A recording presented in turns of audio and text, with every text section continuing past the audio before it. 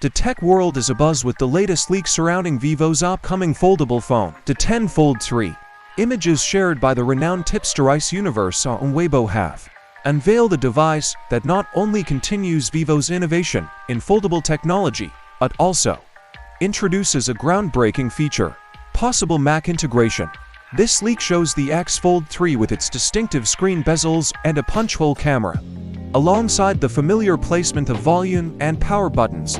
But what's truly capturing attention is the device's ability to display a MacOS interface, suggesting a seamless connection between Vivo's foldable and Apple's ecosystem. This feature, confirmed by another Weibo user, Wilab, hints at the possibility of remotely controlling a Mac from the foldable device.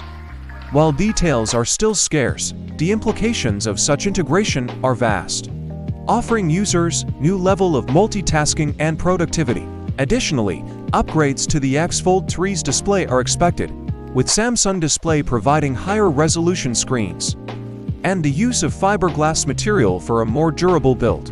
The X Fold 3 is shaping up to be a major player in the foldable market, especially for Apple users looking for perfect device synergy.